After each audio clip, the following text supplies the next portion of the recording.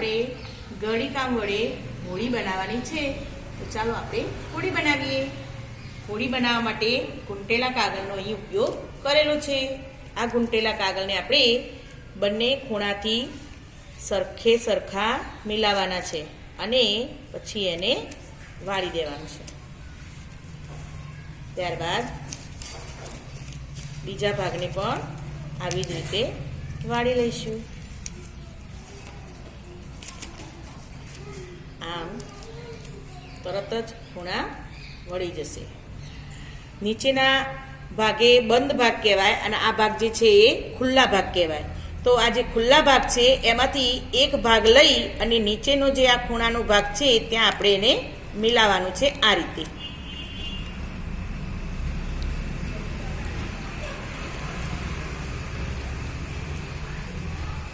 જોઈ લો, આ રીતે. ત્યારબાદ આ જે 3 ખૂણા બચ્યા છે એને પાછળની બાજુમાં વાળી દેવાના છે. આ રીતે. ત્યારબાદ વચ્ચેના ભાગેથી 2 પડ ખુલ્લા થઈ જશે. આ રીતે.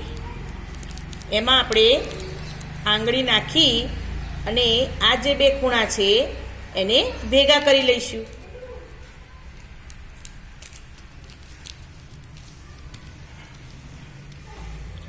અને આ જે ખુલ્લો ભાગ છે એને નીચે રાખવાનો, બંધ જે ભાગ છે એને ઉપર રાખવાનો અને બંને ભાગને આ રીતે પકડી અને આપણે એને ખેંચી લેવાનું છે. એટલે આપણી હોળી બની જશે.